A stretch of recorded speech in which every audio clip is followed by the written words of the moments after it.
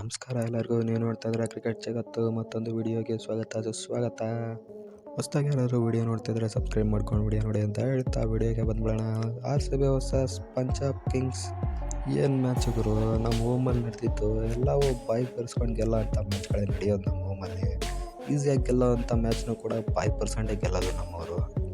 177 runs ಎಲ್ಲ easily ಚೇಸಬಲ್ಲು. ನಮ್ಮ Chinnaswamy ಸ್ಟೇಡಿಯಮಲ್ಲಿ 200 runs ಎಲ್ಲ ಚೇಸ್ ಮಾಡಿ ಬಿಸಾಕ್ಬಿಟ್ಟಿದ್ದಾರೆ. ಚಿನ್ನಸ್ವಾಮಿ ಸ್ಟೇಡಿಯಂನಲ್ಲಿ ಎಷ್ಟೇ ರನ್ಸ್ ಹೊಡೆದ್ರೂ ಸೇಫ್ ಅಲ್ಲ ಅಂತಲೇ ಹೇಳ್ಬೋದು.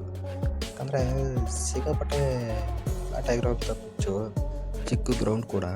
ಅಂದರೆ ಇತ್ತೀಚೆಗೆ ಕಾಂಪಿಟೇಟಿವ್ ಪಿಚ್ನ ರೆಡಿ ಮಾಡಿದ್ದಾರೆ ಚಿನ್ನಸ್ವಾಮಿ ಸ್ಟೇಡಿಯಂನಲ್ಲಿ. ಅದಕ್ಕೆ ಈ ಸ್ಕೋರಿಗೆ ರಿಸ್ಟ್ರಿಕ್ಟ್ ಮಾಡೋಕ್ಕಾಗಿದ್ದು. ಆ್ಯಕ್ಚುಲಿ ನಾವು 160 ಒಳಗಡೆ ರಿಸ್ಟ್ರಿಕ್ಟ್ ಮಾಡಿಬಿಡ್ಬೋದಾಗಿತ್ತು. ಲಾಸ್ಟಲ್ಲಿ ಅಲ್ಜಾರಿ ಜೋಸೆಫ್ ಎಷ್ಟೇಳು ಸ್ವಲ್ಪ ಓಡಿಸ್ಕೊಂಡ್ಬಿಟ್ಟು, ಹಾಗಾಗಿ 176ವರೆಗೂ ಹೋಗಿದೆ ಅವ್ರ ಸ್ಕೋರ್. ಸಿಕ್ಕಾಪಟ್ಟೆ ಒಳ್ಳೆ ಬೌಲಿಂಗ್ ಮಾಡಿದ್ದು ಸಿರಾಜಣ್ಣ ಮತ್ತು ಯಶ್ ದಯಾಳು ಪವರ್ ಪ್ಲೇಯಲ್ಲಿ ಸಖತ್ ರನ್ನೇ ಕೊಟ್ಟಿರಲಿಲ್ಲ. 3 ಓವರ್ ಬೌಲಿಂಗ್ ಮಾಡಿ ಬರೀ 10-11 ರನ್ ಏನೋ ಅಷ್ಟೇ ಕೊಟ್ಟಿದ್ದು. ಲಾಸ್ಟ್ ಓವರಲ್ಲೇ ಅವರು 12-13 ರನ್ ಏನೋ ಸಿಕ್ಕಾಪಟ್ಟೆ ಕೊಟ್ಬಿಟ್ರು. ಚಿನ್ನಸ್ವಾಮಿ ಸ್ಟೇಡಿಯಮಲ್ಲಿ ಬೆಸ್ಟ್ ಎಕಾನಮಿ ಇಟ್ಕೊಂಡಿರೋದು ನಮ್ಮ ಸಿರಾಜಣ್ಣ. 4 ಪಾಯಿಂಟ್ ಸಮಥಿಂಗ್ ಏನೋ ಎಕಾನಮಿ ಇದೆ ಚಿನ್ನಸ್ವಾಮಿ ಸ್ಟೇಡಿಯಮಲ್ಲಿ ಅವ್ರದ್ದು. ನಿನ್ನೆ ಅದನ್ನ ಮತ್ತೊಮ್ಮೆ ಪ್ರೂವ್ ಮಾಡಿದ್ರು. ಪವರ್ ಪ್ಲೇಯಲ್ಲಿ ಒಂದು ಸ್ವಲ್ಪ ರನ್ಸ್ ಹೋದ್ರೂ ಡೆತ್ತಲ್ಲಿ ಮಾತ್ರ ಸಕ್ಕತ್ತಾಗಿ ಬೌಲಿಂಗ್ ಹಾಕಿದ್ರು. ಫಸ್ಟ್ 2 ಓವರೇ 18-19 ರನ್ ಏನೋ ಕೊಟ್ಟಿದ್ರು. ಲಾಸ್ಟ್ 2 ಓವರಲ್ಲಿ ರನ್ನೇ ಕೊಟ್ಟಿಲ್ಲ, ಬರೀ 7 ರನ್ ಕೊಟ್ಟಿದ್ದಾರೆ ಅಷ್ಟೇ. ಸೊ ಅದರಿಂದನೇ ಅವ್ರ ಸ್ಕೋರು ಜಾಸ್ತಿ ಹೋಗಲಿಲ್ಲ. ಅವ್ರದ್ದು ವಿಕೆಟ್ ಬಿದ್ದಿಲ್ಲ ಅಂದರೂ ಸ್ಕೋರ್ ಜಾಸ್ತಿ ಹೋಗೋಕ್ಕೆ ಅವಕಾಶನೇ ಕೊಟ್ಟಿಲ್ಲ. ಸಿಕ್ಕಾಪಟ್ಟೆ ಎಕಾನಮಿಕಲಾಗಿ ಬೌಲಿಂಗ್ ಮಾಡಿದ್ದಾರೆ ನಮ್ಮ ಬೌಲರ್ಸ್. ಮ್ಯಾಕ್ಸ್ವೆಲ್ಲು ಗೇಮ್ ಮಧ್ಯೆ ಮೈಕ್ ಕೊಟ್ಟಿದ್ರು ಅವ್ರಿಗೆ. ಗ್ರೀನ್ ಇರಬೇಕಾದ್ರೆ ನಾನು ಬೌಲಿಂಗ್ ಮಾಡೋ ಅವಶ್ಯಕತೆನೇ ಇಲ್ಲ ಅಂತ ಹೇಳಿದರು. ಬೌಲಿಂಗ್ ಹಾಕ್ಬಿಟ್ಟು ವಿಕೆಟ್ಸ್ ಬೇರೆ ತಕ್ಕೊಟ್ರು.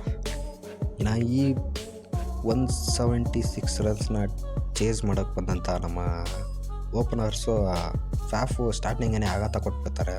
3 ರನ್ಗೆ ಔಟ್ ಆಗಿಬಿಡ್ತಾರೆ. ಇನ್ನು ಡಿಫ್ರೆಂಟಾಗಿ ಯೋಚನೆ ಮಾಡಿ ಗ್ರೀನ್ನ ಆಡೋ ಪ್ರಮೋಷನ್ ಮಾಡಿ ನಂಬರ್ 3ಯಲ್ಲಿ ಕಳಿಸಿದ್ದು. ಅವರು 3 ರನ್ಗೆ ವಿಕೆಟ್ ಕೊಟ್ಟು ಹೊರಟೋಗ್ಬಿಡ್ತಾರೆ. ಒಂದು ಎಂಡಲ್ಲಿ ವಿರಾಟ್ ಕೊಹ್ಲಿ ನಿಂತ್ಕೊಂಡ್ಬಿಟ್ಟಿದ್ರು. ಬಟ್ ಇನ್ನೊಂದು ಎಂಡಲ್ಲಿ ಅವ್ರಿಗೆ ಸಪೋರ್ಟ್ ಕೊಡೋಕ್ಕೆ ಅಂತ ಯಾರೂ ಇರಲಿಲ್ಲ. ಒಂದು point of time Rajat Patidar ಅವ್ರಿಗೆ ಸಪೋರ್ಟ್ ಕೊಡ್ತಾ ನಿಂತ್ಕೊಂಡಿದ್ರು. ರನ್ನೇ ಬಾಲ್ ಆಡಿಕೊಂಡು ವಿರಾಟ್ ಕೊಹ್ಲಿಗೆ ಸಪೋರ್ಟ್ ಕೊಡ್ತಾಯಿದ್ರು ಅಷ್ಟೇ. ಅವರು ಬೇಗ ಔಟಾಗಿ ಹೋಗ್ಬಿಟ್ರು. 20 ರನ್ಸ್ಗೆ ಔಟ್ ಆಗೋದು. ಅವ್ರು ಹೋದ್ಮೇಲೆ ಬಂದಂಥ ಮ್ಯಾಕ್ಸ್ವೆಲ್, ಅನುಜ್ ರಾವತ್ ಕೂಡ ಬ್ಯಾಕ್ ಟು ಬ್ಯಾಕ್ ಔಟ್ ಆಗೋಗ್ಬಿಟ್ರು. ಸೊ ಅವರೆಲ್ಲ ಔಟ್ ಆಗ್ತಿದ್ದನ್ನು ನೋಡಿ ವಿರಾಟ್ ಕೊಹ್ಲಿ ಯಾಕೋ ಮ್ಯಾಚ್ ಕೈ ತಪ್ಪುತ್ತೆ, ಸುಮ್ಮನೆ ಹೊಡೆದ್ಬಿಡೋಣ ಅಂತ ಹೊಡಿಯೋಕ್ಕೆ ಹೋಗ್ಬಿಟ್ಟು ಔಟ್ ಆಗಿದ್ದು. 77 ರನ್ಸ್ ಹೊಡೆದಿದ್ದು ನಿನ್ನೆ ವಿರಾಟ್ ಕೊಹ್ಲಿ. ಸೆಂಚುರಿ ಆಲ್ಮೋಸ್ಟ್ ಬಂದುಬಿಟ್ಟಿದ್ರು, ಬಟ್ ಹೊಡಿಯೋಕ್ಕೆ ಹೋಗಿ ಔಟ್ ಆಗಿದ್ದು. ಎಲ್ಲರೂ ಸಿಕ್ಕಾಪಟ್ಟೆ ಆ್ಯನಿಮೇಷನ್ ಇತ್ತು. ವಿರಾಟ್ ಕೊಹ್ಲಿ ಪವರ್ ಪ್ಲೇಯಲ್ಲಿ ರನ್ಸೇ ಹೊಡೆಯೋದಿಲ್ಲ, ರನ್ನೇ ಬಾಲ್ ಆಡ್ತಿರ್ತಾರೆ ಅಂತ. ನಿನ್ನೆ ಹೆಂಗೆ ಸ್ಟಾರ್ಟ್ ಮಾಡಿದ್ದು 200+ ಸ್ಟ್ರೈಕ್ ರೇಟಲ್ಲಿ ಪವರ್ ಪ್ಲೇ ಫುಲ್ ಹಂಗೆ ಇತ್ತು. ಆಮೇಲೆ ಸ್ಪಿನ್ನರ್ಸ್ ಬಂದಮೇಲೆ ಸ್ವಲ್ಪ ರನ್ ರೇಟ್ ಕಡಿಮೆ ಆಗಿದ್ದು. ಬಿಟ್ಟರೆ 160+ ರನ್ ರೇಟಲ್ಲೇ ಮೇಂಟೈನ್ ಮಾಡಿದ್ದಾರೆ ಇಡೀ ಇನ್ನಿಂಗ್ಸ್ನ. ವಿರಾಟ್ ಕೊಹ್ಲಿ ಕೂಡ ಔಟ್ ಆದಮೇಲೆ ಇನ್ನೇನು ಮ್ಯಾಚ್ ಮುಗಿದೇ ಬಿಡ್ತಾ ಅಂತ ಅಂದ್ಕೊಂಡಿದ್ವಿ. ಲಾಸ್ಟಲ್ಲಿ DK ಇಂಪ್ಯಾಕ್ಟ್ ಪ್ಲೇಯರ್ ಆಗಿ ಬಂದಂಥ ಲೋಮ್ರವರು ಸಕ್ಕತ್ತಾಗಿ ಹೊಡೆದ್ರು ಮಾತ್ರ. ಲೋಮ್ರವರು DK ಫಿನಿಷ್ ಮಾಡಿಕೊಟ್ರು. ಫಿನಿಷರ್ ಅಂದರೆ ಹಿಂಗೆ ಇರಬೇಕು ಅಂತ ತೋರಿಸ್ಕೊಟ್ಟಿದ್ದು ಲೋಮ್ರವರು ಮತ್ತು DK. ಒಟ್ನಲ್ಲಿ ಪಂಜಾಬ್ ವಿರುದ್ಧ ಗೆದ್ರಲ್ಲ ಅಷ್ಟೇ ಸಾಕು. ಪಂಜಾಬ್ ನಮಗೆ ಸಿಕ್ಕಾಪಟ್ಟೆ ಕಾಟ ಕೊಟ್ಬಿಡ್ತಾರೆ.